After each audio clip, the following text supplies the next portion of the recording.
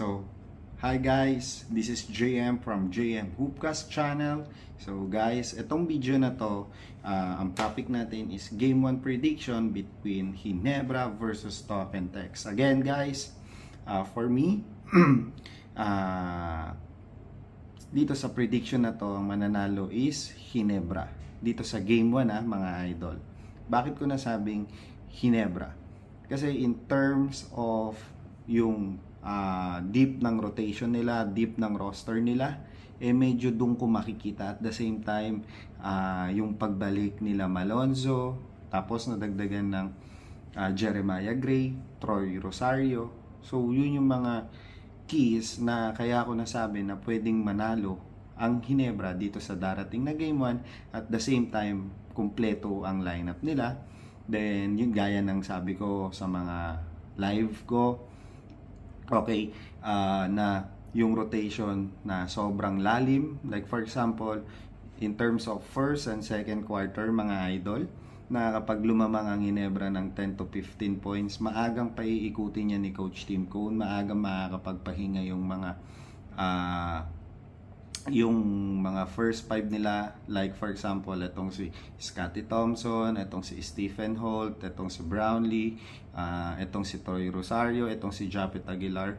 Maaga itong makakapagpahinga, alam nyo yun, makakakuha agad ng hangin, makaka-recover, fresh legs pa rin. Unlike naman dito sa Tokentex, na siguro dito mag-e-effect yung isang injury ng Jason Castro, and yun nga na mas yung pressure para kay Rondae Hollis Jefferson is syempre during their first and second finals appearance versus Ginebra, meron silang Jason Castro na pwedeng sandalan na para makapag facilitate, makapag-control ng alam mo yon, ng bola.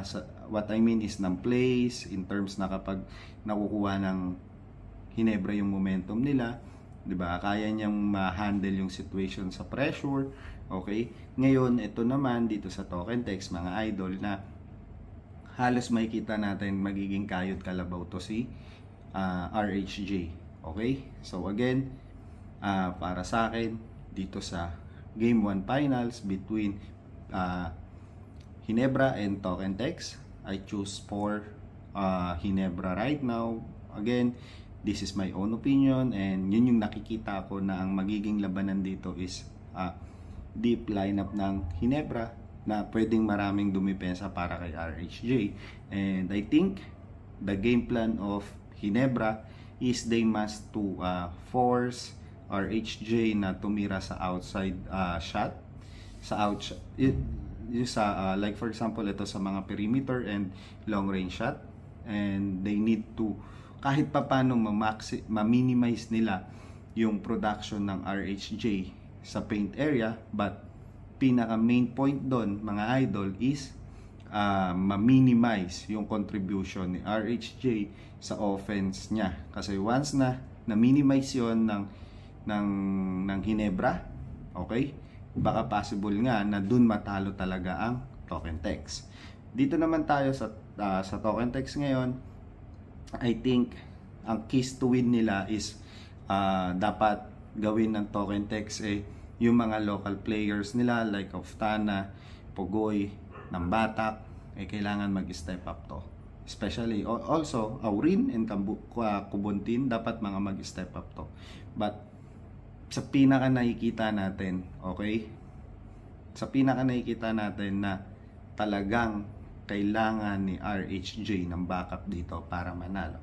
So again, this is my Game 1 prediction between Ginebra and Tokentex. This is JM from JM Hoopcast channel. Salute!